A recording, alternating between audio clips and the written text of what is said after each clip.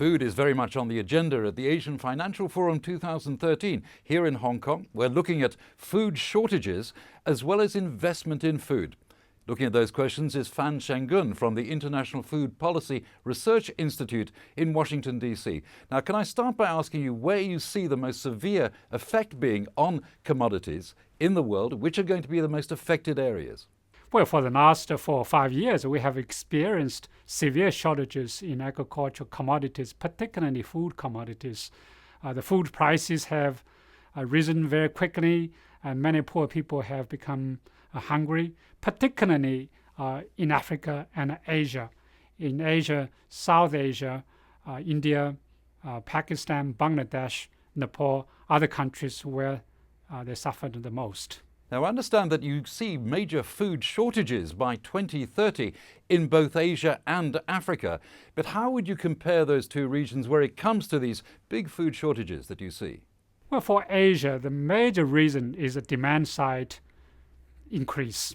Because of population growth, urbanization, rising income, the more urbanized, more richer urban population will demand more and better food. So the demand side is a major problem in Asia.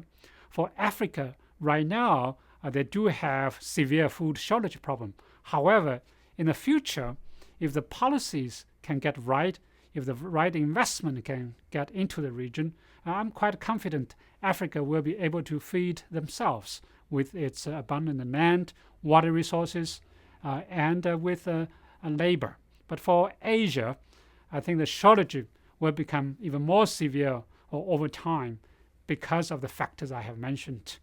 And the climate change will also hit both regions very hard and very quick. And Asia probably will be hit particularly hard than Africa. Now, you mentioned urbanization in particular as actually bringing about these various shortages, but isn't China going to be the most severely affected because of the vast urbanization there is in the country? Yes, it is true that urbanization in China has happened much faster than any other countries. So China will face a gap between huge food demand and what food they can produce. So I'm afraid that they have to use international market, import food from Africa, from Latin America, from other Asian countries, which is not necessarily bad. We do want to see more urbanized, richer people to consume more and better food in a sustainable way. If China cannot produce its own food, they should be able to use the international market to feed themselves. So I don't see a problem.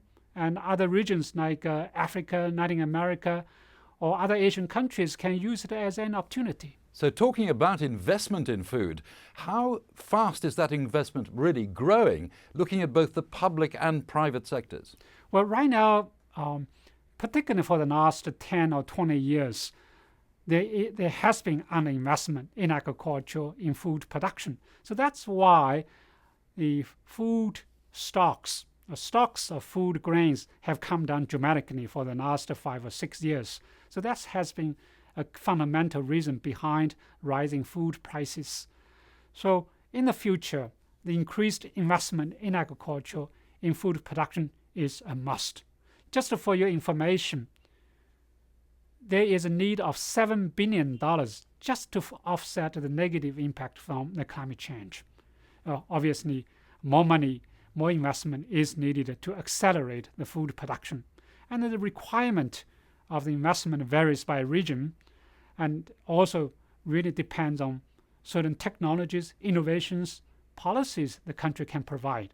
If the countries can use the investment more efficiently, more effectively, if the countries can use the money more efficiently, then the less investment might be required. So given that there's a new leadership upcoming in China, with their policies really looking at greater well-being for the Chinese people as well as in technology, would you expect a greater investment, therefore, in food? Yes, I would expect so. In fact, it has already happened. For the last 4 or 5 years, every year, Chinese government has increased investment in agriculture, in irrigation, in agriculture research, in rural infrastructure. So that momentum has to be kept, and the more investment is needed.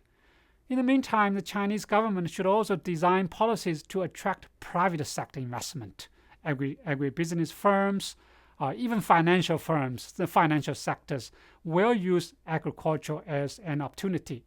So financial sector should also focus on their investment in real production, not in speculation. So when we're talking about the solutions to food security, are we really asking people to really have fewer children? Yes. Well, eventually, if the economy continue to grow, if the income continue to grow, the population growth rate will come down. So because of the opportunity cost of the women, so education of women will be so critical to control the population. So it's not so-called a mandatory policy population control. If we provide opportunities for women and their access to let's say to contraceptives, naturally the birth rates will come down. On the other hand, we should also focus on more sustainable consumption or sustainable diet. We have seen the triple burden of malnutrition in Asia. So undernutrition, overnutrition, and a lack of micronutrients. So three phenomena are happening in Asia right now. So if we design certain policies, certain regulations to guide the people's consumption, so they will not overconsume certain food, so they will benefit from, their health will benefit from a much healthier diet.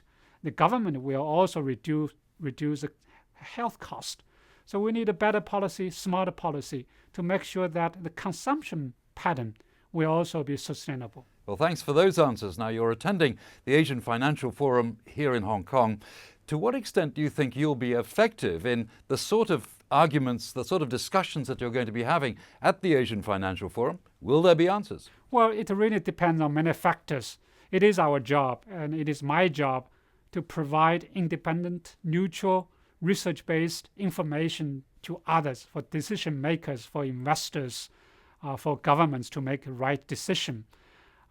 I'm confident that if we all work together, use evidence-based information to make the wise decision, we will be able to feed the population in the world around different corners more efficiently, more effectively, and sustainably.